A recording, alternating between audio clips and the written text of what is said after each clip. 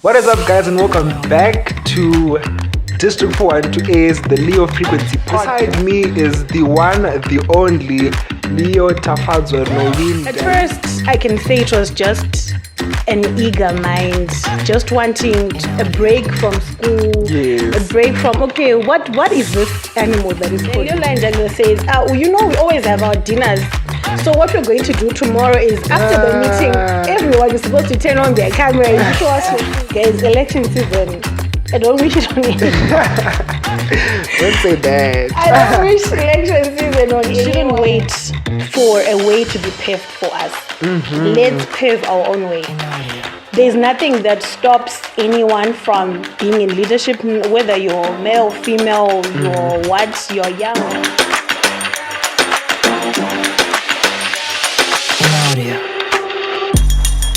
What is up, guys, and welcome back to District 412A's The Leo Frequency Podcast. It is me, your host with the most. I'm joking, that's not really what I say all the time, but I am your host, Takunanashi Jonathan Kapunde. And today, you can see again, I am not alone. I am joined with somebody that I know you guys are very familiar with. And I'm sure you guys are really thrilled to see her here. And wondering what she has to say for us today. I'm also wondering what I'm saying today. Without wasting much of your time, allow me to introduce my guest. So, beside me is the one, the only Leo Tafadzwa Ndaima. She is the current first vice district president for District 412A. And yeah, she's just an overall vibe. And I'm hoping you're able to feel that and see that through the camera. How are you, ma'am? I'm good, Takunda. How are you? I'm alright. Nervous. Nervous because of what? I've never been on camera. No, don't worry. We're gonna make it very nice for you. Gonna make it very comfortable. Treat it as if we're just talking. Take a garapa bench and park. Oh, okay. And okay. Without a light. Without a light, without any of this other stuff. It's okay. So how has been the first quarter of the year? It's been heavy is the head that wears the crown, eh? Yes, it's been good. It's been good. There's been so much learning. There's been so much introspection. Mm-hmm. So, we cannot wait to hear what you have been introspecting about. I'm looking forward to it. All right, guys. So before we begin, of course, don't forget to like, share, comment, and subscribe. This is your podcast for you. And we hope that you enjoy our premium quality content. All right, so I always feel like it's even though people might know Kupi, like there's always someone who doesn't know. Like you can never have told everyone. So it's just right that before we talk about what's happening now, like Shakapa Kupi. I know, of course, you've been a Leo since 2010. That's something that you've always expressed, and it's important to talk about it. It's 15 years, correct? Yes. I don't know any Leo that's there right now that has been a Leo for that long. I stand to be corrected. So how is it that far back? Like 2010, you were already in the Leo circles. Take us back to 2010, just briefly. How is it that it was that further away? I think making a difference has always been rooted in me growing up. Yes. But the initial first camp, it was me just trying to explore, me trying to travel with my mom. I think my mom has been my cheerleader. She's been the one that has shown me the journey of Leo. She started this journey of Leo. For you? Yes. I started right out of primary school. I think the day that I went to Hillcrest for my first council meeting, I was just coming from getting my results in grade 7. At first, I can say it was just an eager mind, just wanting a break from school, a break from, okay, what is this animal that is called Leo? That's how it started. But as I went on with the journey, I realized that, okay, there's so much more to just traveling. There's so much more to just being with people. There's so much satisfaction that comes with being in Leo. That's what I can say. No, that's really dope. Hey, of course, when you began there as an Alpha Leo, the Leo journey has evolved for you. You know what I mean? You've gotten to experience different things, get an opportunity to serve at different levels. Like, maybe just give us a rundown of like the path you've walked. Let's say up until the point of becoming first vice president. Walk us through that journey. So it's funny because my Alpha Leo journey doesn't have anything to do with a particular school that I was part of. Really? That's why so many times I am not very familiar with Alpha politics because I went to Igozol. They didn't have a Leo club. So what I would do is, if Mebering Girls Eye, that's the school that my mom is a patron at, had projects, then I would go for those projects. I would do my report. I remember getting upset. I think it was in Zambia, 2016. They called out those schools and their reports, and they didn't call out my report. I was upset because I was like, hey, I'm here. It was represented by one person. So I would write my report. One person attended this project, but that didn't stop me. And then I think I was now in Law 6, that was 2015. That's when we decided to start Greater Harare Omegas. By then it was called Mebering Omegas. Also, you're a pioneer of Greater Harare Omegas. Yes, I am. Wow. Yes, I am. If you didn't know, now you know, guys. Now you know. So we started Mebering Omegas with the girls from Mebering Girls that had just finished high school. So we needed something close because at that time I think there was Ganyu and there was Harare the Phoenix. Yes. So we created the third Omega club. That's in terms how we of like started. community-based clubs in Harare. Yes, in terms of community-based clubs. So that's how we started Mebering Girls Eye, now Greater Harare Omegas. Then from there, I've been a Greater Harare baby. Yeah. And you've been Greater Harare since then? Since 2015. That is crazy. So, of course, you didn't just remain as just a Leo, ne? I'm sure you also took office at district level. So, like, how did that begin? Like, what were your positions at first, up until now? Where we are right now. So, my first post was Assistant Public Relations Officer. We weren't as proactive as the marketing now. We didn't have a podcast. Also, you used to actually, have this position. Yeah, I used to have this position, and now I'm seeing I didn't do much. I didn't do much. But at that time, I think what we're doing was good enough. So I was assistant public relations officer, I think, for 2 years. And then I was vice Leo district treasurer. And then I was global services team coordinator, and then treasurer, and here I am right now. No, that's great. Maybe without us preempting too much about those things, because I'm gonna wanna, of course, know your experiences specifically in some of these roles. And maybe let us just go back briefly to your Alpha Leo journey. Of course, you were an Alpha maybe not by association, but like you were an Alpha, maybe not specifically at a school-based club, but you were an Alpha. During that time, are there any key experiences that you have that you feel like really, maybe they might not have defined who you are now, but they are just core memories that you have of your experience as an Alpha Leo in that time? Surprisingly, I was very quiet. Really? I was. I like how you say surprisingly, because she's not quiet. Now I'm not quiet. I rarely raised my hand for anything. I really spoke up. I was just there following. I would do the work, but you would not hear of me. I don't know whether to call it a debut or what, but 2016 at the All Africa Forum that happened in Zambia, that's where I read the Code of Ethics. That was the first time I think people actually hearing my voice. And me realizing that, okay, so people aren't that scary. You know, It actually isn't so bad to speak in front of people, It's not. So, yeah, I think that was a defining moment for me. I know now, looking back, I'm like, I was just a code of ethics. But I've also seen how it makes our alphas stand out. True, it does. And when you're asked to do the code of ethics, don't take it like I'm just reading sentences, or you're asked to do the pledge, or you're asked to be an MC.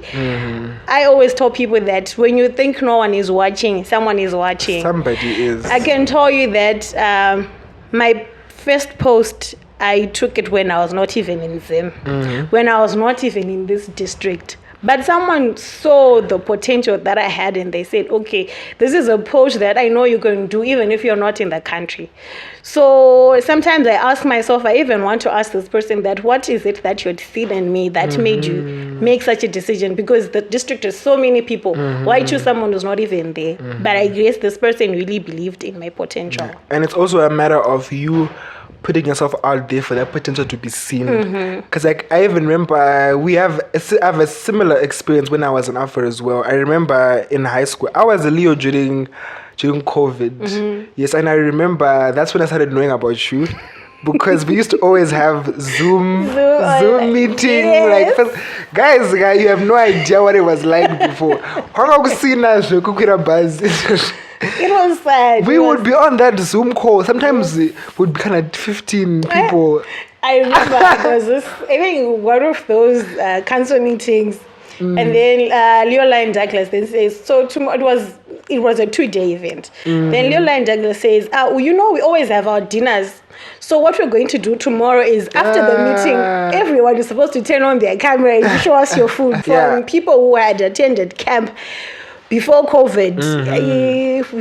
It was funny for me. That was my introduction to Leoism. And you're like, what? I was like, what is this? But I appreciated the effort that people had, even though we're in lockdown, was still making effort. And used to always be the MC. She used to always be like, hi guys, I'm Tafadzwa, and I'm so happy that it's a Zoom meeting because I'm not in Zimbabwe. It was nice because I was missing out in so many events and so many camps. So, not that I'm happy that we're COVID, but I'm happy that I managed to take part in it, and it was a good experience. That was also another experience for me. It was the first time that now I'm having to connect with people, and when we're having our presentations, I now had to talk to lions, some lines that I didn't even know, and now I'm starting to think, so what do I say? How do I start a conversation with this lion? It was a very good learning experience for me. And I then remember we then had the first ever physical district event after COVID. It was actually still during COVID. It was the Leo Leadership Conference. I think you were also still out of the country at the time. It was at Jameson High. That was the first event I ever attended. I remember it was special because not a lot of alphas were invited. I think it was just Kutamo College and just a few other people that were day scholars.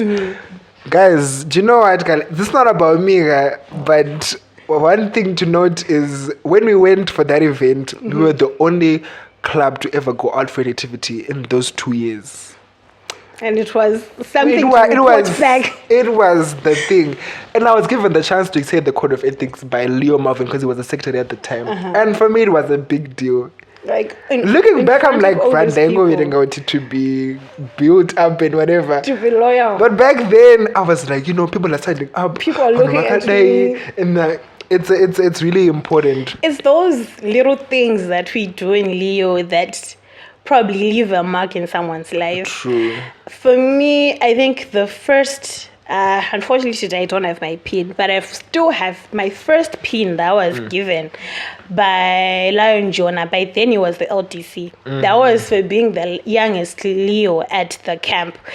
And up to now, it is something that I've also started to take up and say, when I go to a school, that's what I do. But funny story, when we were going to Kwekwe, one of the Leos sent me a message and asked, so are we going to get pins for the youngest Leo? So this is someone was actually looking forward to Kwekwe because of that pin. So sometimes it's one thing that makes you eager about something, and then you realize that when you're now part of this program, it's bigger than you. True. It's bigger than what you think. Maybe it was a pin that made this person come to camp. But when we now ask about their experience in Kwekwe, they'll probably not even talk about the pin. They'll talk about different things that they managed to be part of at the camp. That is so true. And actually, that's actually something similar to a point of conversation we're going to have after a certain question I'm going to ask after this. All right. So, of course, you were an Omega Leo and you had opportunities to serve in the board as the board of directors. And one thing that's quite unique about you is you've served as a treasurer 2 times, or served in the treasury department twice, which is which cannot be easy to say the least. Yeah, I think from what I've learned, being treasurer is the hardest post one can have, because being treasurer puts you in touch with many stakeholders. So you have to be able to communicate with the alphas, with the omegas, with the lions, with service providers, with parents. When we talk about a company, there's a CEO, there's a chief operations officer. That's the treasurer. That's the person that sees the day-to-day running. Right now, if we are to talk about maybe Botswana that we're going to, if we were to ask Leo Malcolm how many people are going to Botswana, he might not know. He might tell you that, okay, the last time I asked, I think there was so much. Yes. But it's the treasurer that knows how many people are there. These are the service providers. I'm supposed to do hats. I'm supposed to do meals. And people only see when everything is set. They have no idea. They don't know what grind. happens. I think when I was vice treasurer, we were going to Bulawayo. I only got home at 4 a.m. Yes.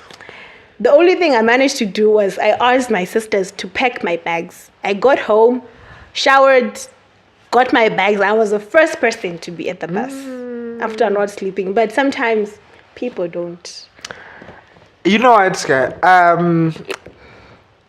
I feel like to some degree, you are some form of a superwoman. I don't know how to describe it, but like sometimes because you talk a lot about your experiences as a treasurer, and it really forces me to sit down and think, like, how many people can do this? Like, do you know what I mean? Tell me, like, from your experiences in those positions, what do you think have been the greatest lessons you've learned, maybe about yourself, and then maybe about the program in general? Like, what have those experiences being a cabinet treasurer or being in that department, what does that mean to realize about your abilities and then also about just Leoism in general? I think from starting as assistant public relations officer, it was more social media. And for people that have been on my pages, they will know that I maybe post once a year. It was a learning curve. I had to learn fast. I had to learn on how to use all those buttons because I had no idea what was what. But that was the first learning curve. And I also learned, it's also about public relations, just how to relate with people, how to talk to people. When people come to you and say, this is the event that we have, how can you help us? Yes. And that also went into when I was a global services team, before we would call it projects coordinator or projects director. Just interacting with the alphas and seeing the ideas that they have. I would want to applaud our alphas. Those guys have brilliant ideas. Yes. I'm still in awe of, to say, how do young people come up with these ideas? So it gave me an opportunity to actually learn and see that when it comes to service projects, there are times when you think we're doing so much, but we are not. When we are looking at what clubs are doing, if I am allowed to applaud watershed. Yes. That Bromley project, I think, will go down in books.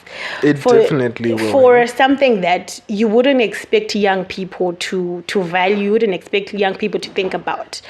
But it made me then realize that the people that we have in Leo, they are resilient. They are people that are not only thinking about themselves. And for young people to start like that, I'm very sure that our future is very bright. Yes, yes. Then coming to being a vice treasurer, or maybe the treasury department as a whole, it made me realize that I'm very much capable if I put my mind to it. And when I think we faced challenges. We can talk about the most recent one that we know about, the Botswana camp we had last December. Yes.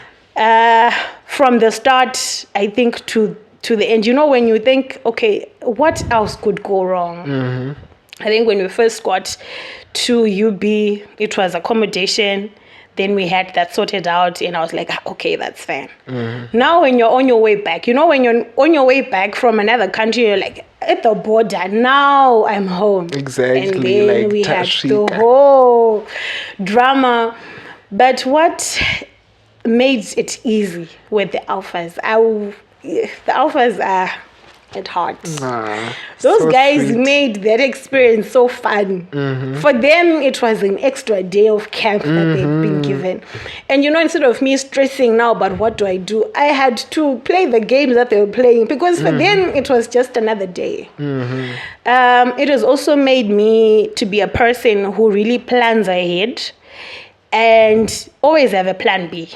And it's not only in the program, but even in life, that whenever you're looking at something, always have a backup plan to things. So it was a learning curve for me as treasurer. And guys, without any doubt, keeping people's money is hard. It's difficult. It takes a lot, because sometimes you don't have money in your wallet, but you are holding thousands of people's money. Dollars, yes. And you tell yourself that this is not your money, keep it where it is. So that was another. It taught me how to handle money, how not to be frugal when it comes to spending. Taught me how to make balances, because sometimes you'd have a camp that has profit, and then you think, okay, so let me pay for all these orientations, let me give people money to go to Region 2 conference, mass induction, and then comes a problem that now needs money, and you're like, and then we had money. So it was also good for me to learn that, even in industry, that when there's a profit, we keep it for a rain. There's always a rainy day. We keep it for the rainy day. So I think those are the lessons that I can say I got. Yeah, and I think it's also a challenge to other people to say, Kuti, whenever you experience whatever you experience, it's important for you to sit down and reflect. Kuti, what really did I gain from that? And it's also important, Kuti, it doesn't just stop with you. You inspire other people by sharing those experiences. And I think on behalf of the district, we can say you did a great job. Thank you so much. Maybe you don't hear it as much as you should. Yeah, as a treasurer, I don't hear it as much, because they're busy telling people that Bazra Zara, and they're looking at you, they're like, but I've got my money. But it's also those, it's disappointing, when you turn down someone and you say, you can't. Exactly. But it's also looking at quality and quantity. Treasury also taught me that when it comes to quality, it means the numbers have to be low. Exactly. When you want quantity, then quality in a way is disrupted. So often people have asked, if people have the money, just accept it. And we're saying, no, we want to give a quality experience that when you talk about camp next term, people are excited. They want to be the first to be there because of what people talk about. Because what keeps people from coming back is what they are seeing and what they are hearing. So if we then say, okay, let's have 1,000 people, and then people are all squashed up, meals are not there, people will start complaining, and then the numbers will then deplete. But we want people to always see the quality in the program, to see the quality and the value that we bring. And it's also sometimes okay for you to accept that not everybody's always going to understand all of these things. Yeah, that it is what comes with leadership. You know, my mom said to me, if you find yourself making everyone happy as a leader, then you're not a good leader. you're really not. Yeah, not. You cannot please everyone. If It you find yourself, you're doing mediocre You're work. really being put in a situation where you have to really be comfortable with a narrative being pushed about something. And you have to be like, you know what? I know why I'm doing this. Yeah. So might as well just go on. So let's also now, because of course you didn't just remain a treasurer forever. You know, you were like, what if I take the leap? And you know what, I asked the same thing to Malcolm because I was saying, you know what, my guy, during those periods, there's the things that we would see as the voters or as the audience, and there's the untold experience that you had. We can talk forever about what we saw. We all saw what we saw, and we also use speaking at the convention about your points. But there are some things that happen behind the scenes. There are some defining moments. So I want to ask for me or to you personally, and I'm sure other people want to know, what was that experience like for you behind the scenes? Guys, election season, I don't wish it on anyone. Don't say that. I don't wish election season on anyone, because one thing you find is there are people that are rooting for you and there are people that are rooting for the other person. So people will say things, people will do things that will frustrate you, but you're just like, I have to do this.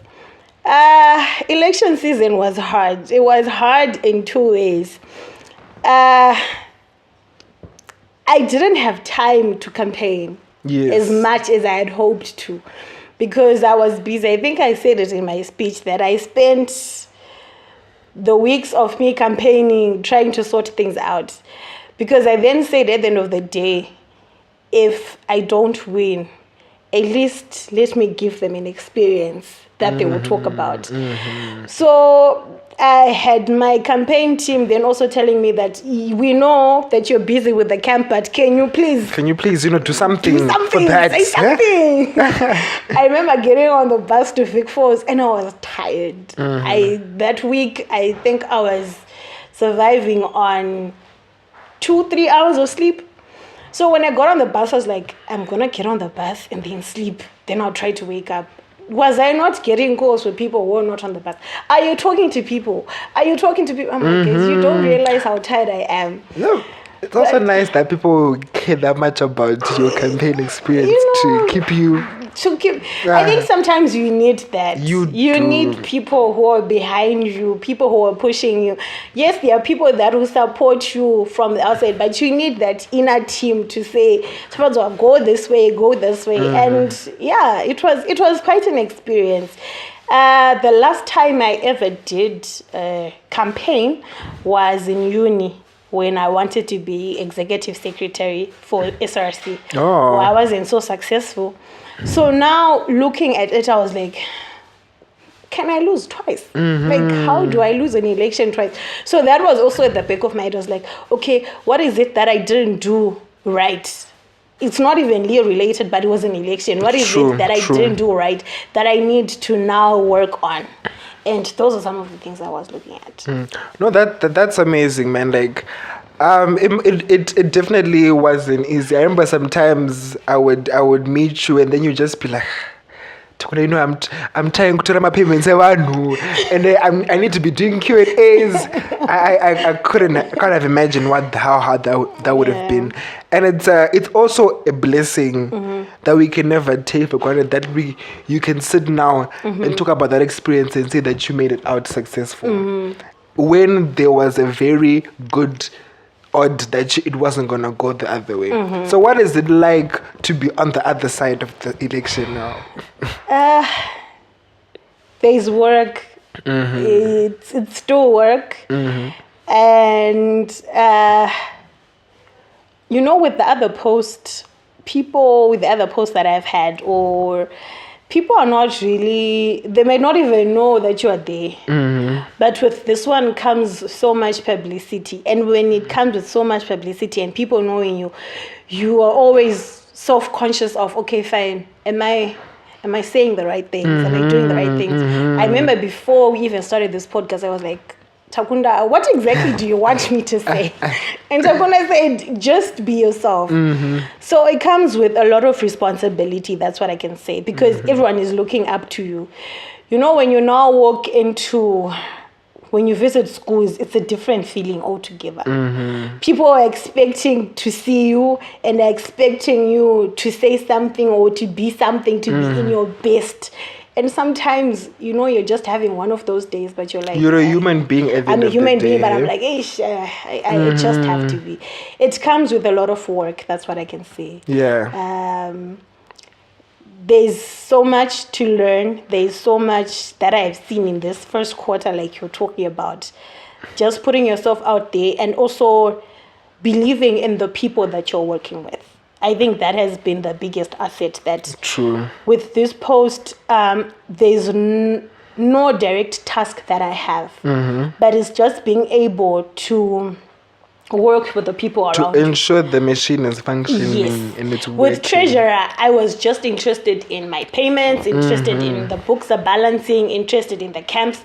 But now, every department, I have to ensure that what they need, they get it. And however, I'm able to help them and make sure that work goes is what I do. Yeah. So now you're looking at a bigger group of people and you now have offers coming to you asking different questions. When I was treasurer, when I was asked a question that had nothing to do with mine, I'll be like, okay, let me direct you to this person. Exactly. Let me direct. So now it also forces me to know a lot, not only about Leo, but even Lions. Know a lot about my LCI, know a lot about reporting. All the things that probably didn't matter to me when I was treasurer, when I was global services team, when I was assistant PRO.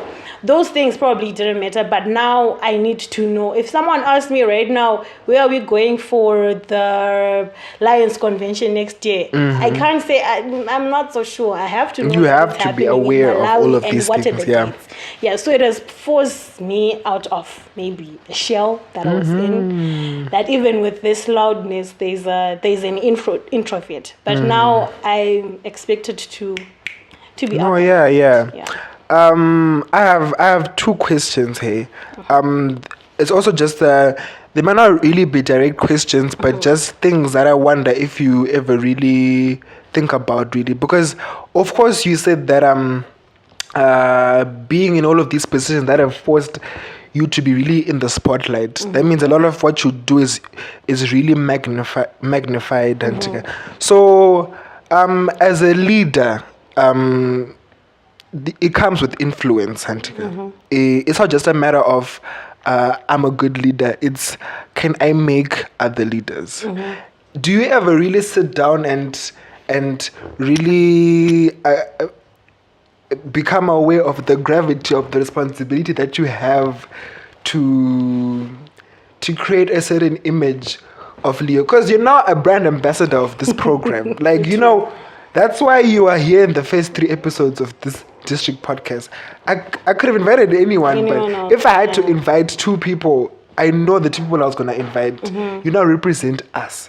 Does it ever just dawn on you, Kuti, hey, I can't just do whatever? Like, I really can't, I really can't. But I think when you talk about influence and impact, I don't think it really comes from me, but it also comes from what I hear about me from people, whether I'm there or I'm not there, or just having a Leo tell you that you inspire me, and then I ask myself, in what way do I inspire you? What am I doing that and would make someone you say wouldn't have really realized that, and then you're forced to be like, but wait, kids are actually being inspired by me. I think I'll give an example. When we went for the presidential visit in Botswana in September, one of the Leos came to me and she said, you know what she said really spoke to me. I want to be like you when I grow up. And that's nice. It was a touching moment to say, okay, so I'm actually doing enough for someone to say they want to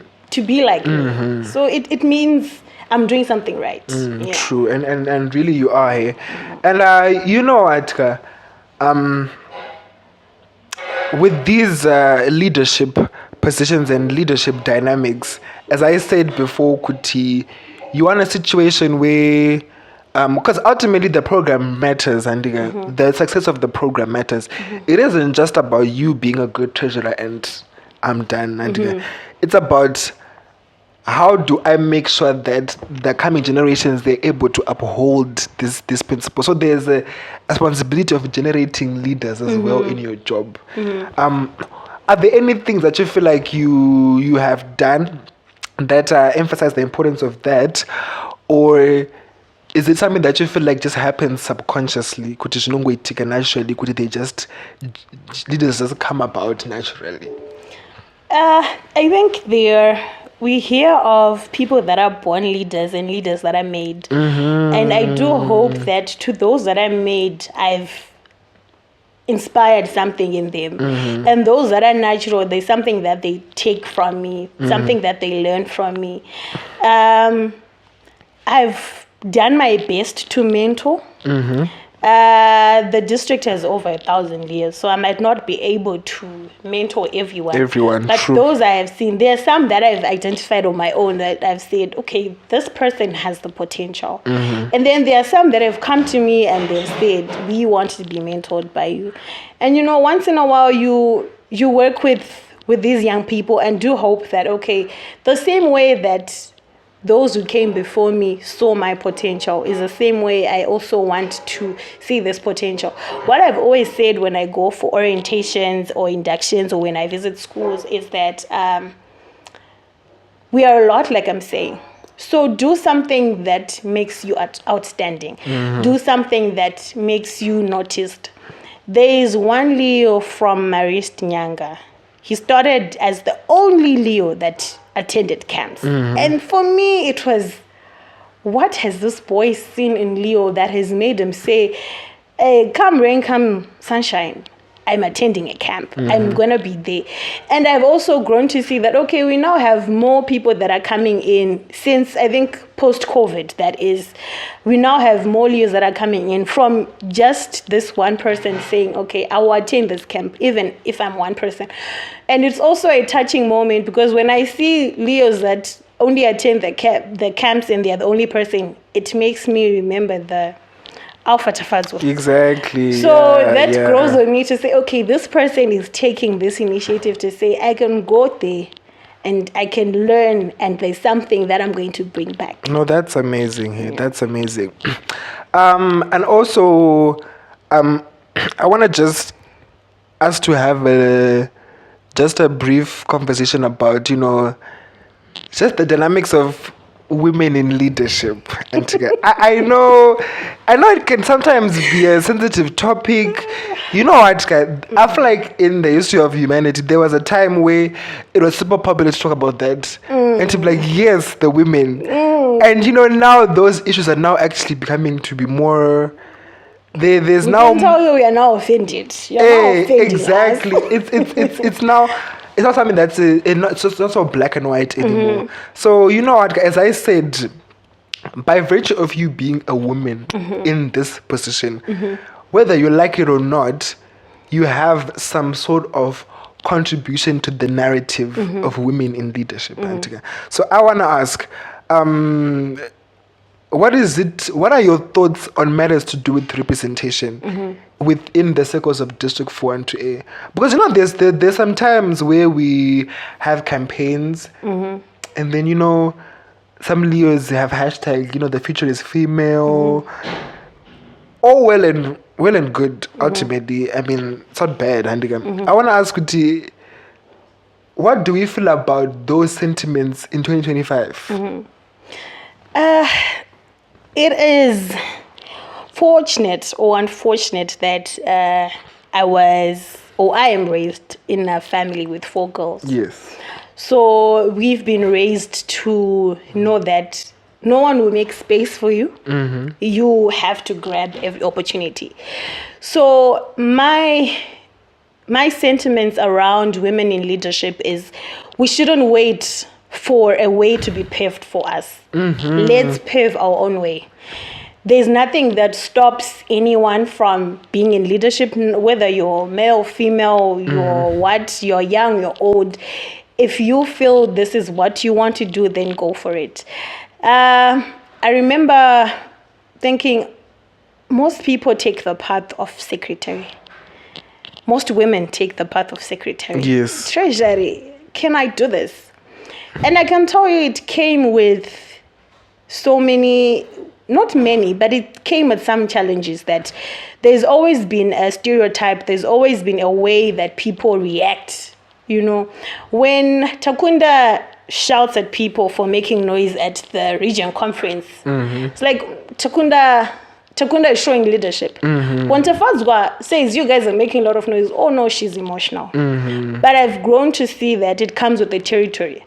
So to every female Leo who's looking at me, let me just say, no one is going to give way to you. You have to take the way. If it's saying choose a path, choose your own path, make your own path, pave your own way. And that's how I believe that leadership can be done, because I don't want leadership to be handed to me. I was talking to Takunda before the podcast when we were talking about this, and I was saying, if people voted for me because I'm a woman and because I'm female, then I'm upset. But if people voted for me for my capabilities, for the leadership that I've shown, then that's good. So let us not be comfortable by getting positions and being in leadership because out of the 5 who applied, there was only 1 female. Don't accept that. Be told that out of the 5 that applied, you were the best candidate. Yeah. Oh, that's amazing, and I'm sure it can encourage a lot of Leos out there, specifically women, to really be able to think deeply about these issues. And then, I mean, of course, as a guy, I can't really say much about it because everything I say is from a male lens. But I think hearing it from you is good, and I think it's as important to say that the program really gives an opportunity for everyone who wants to take on leadership to take it. I mean, if you think we've had a number of female LDPs, I like to believe there's a good balance. It might not be the best, but it definitely shows that there is an opportunity there for anyone and everyone. And it isn't just a gender issue, ethnicity, other factors that might differentiate people. I think one of the last questions I have, because I'm thinking the time is a bit far now, is you know, Achka, everybody is self-aware to a certain degree, right? Like I can speak for myself. I know that I'm not very good at what can I say? I'm not very social like that to certain adults. I can be very cool with kids. No, but sometimes, you know, with Omega, sometimes I can find it difficult to relate sometimes with certain people. So I know myself, I know my limitations. I also know that I'm a bit sensitive to criticism. For me, I'm never shy to admit it. I will accept it. And if ever you've criticized me, best believe I've taken it on. But am I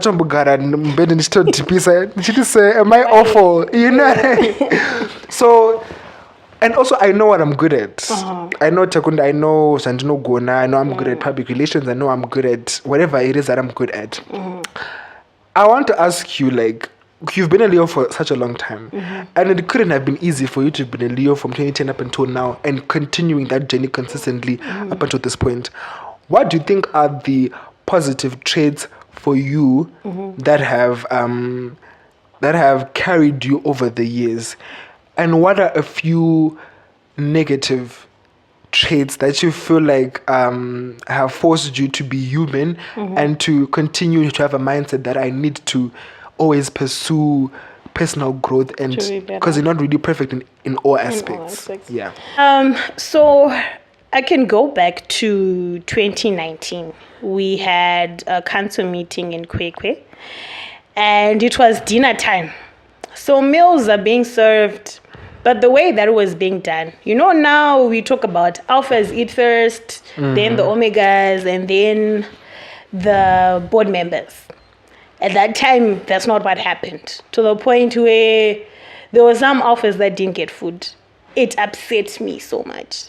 So I went to the organizing team and I said, whenever we're going to have a camp, I want to be present and I want to be in charge of food.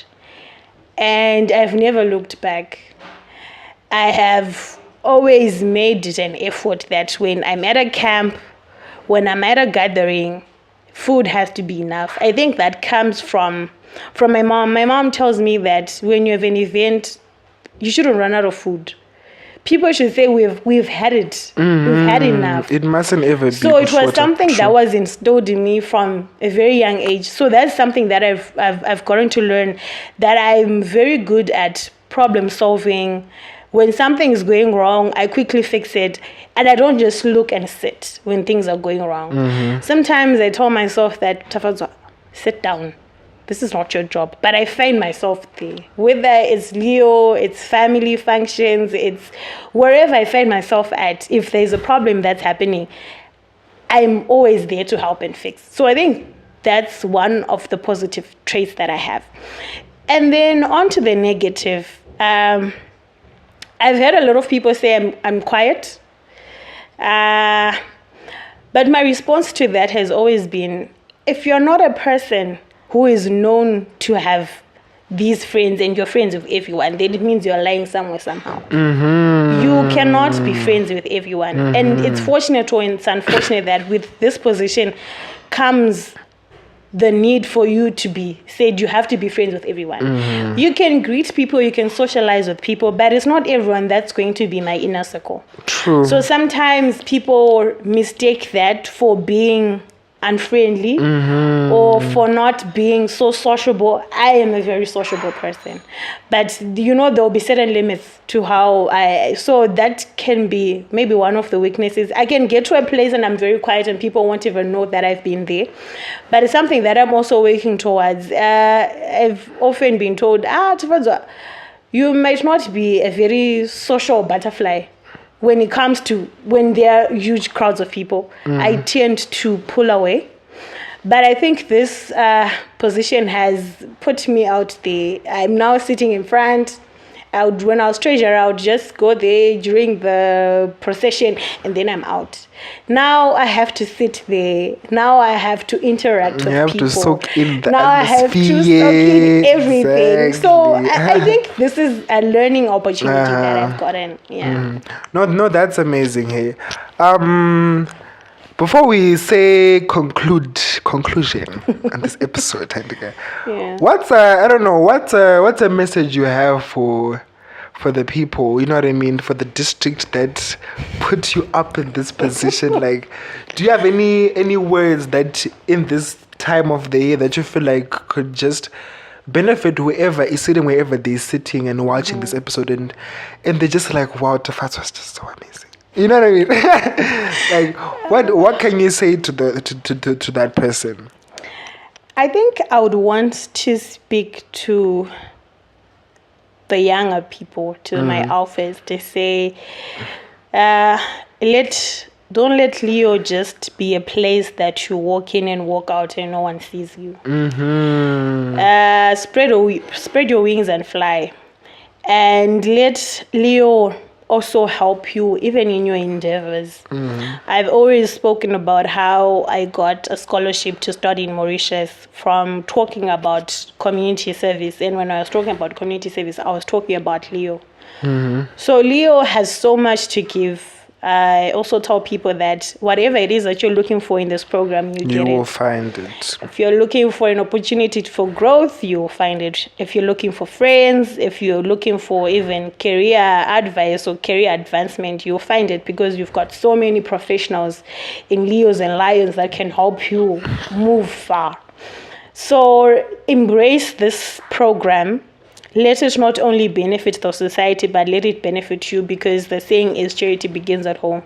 So find ways in how this program can benefit you, because I've reaped the fruits of this program.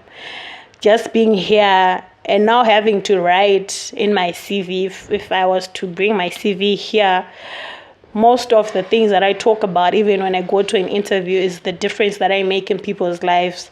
And when I talk about me being treasurer, I was talking like a chief finance officer of some big company.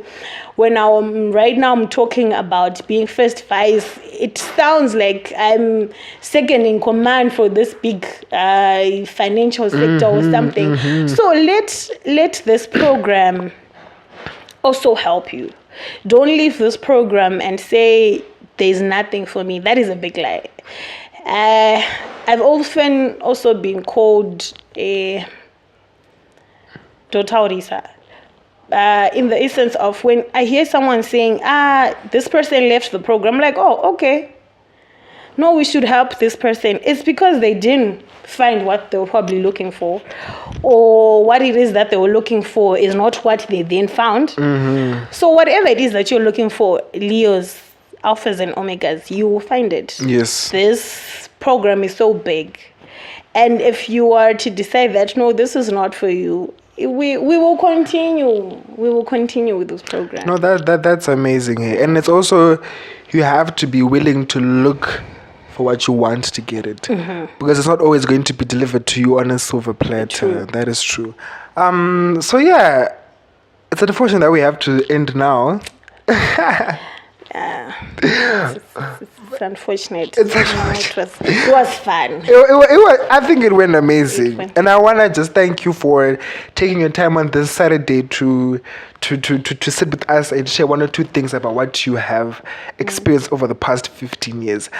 Nonetheless, thank you guys so much for watching. If you got to this point of the episode, thank you so much. You are a G, and we hope that you shared this episode to somebody.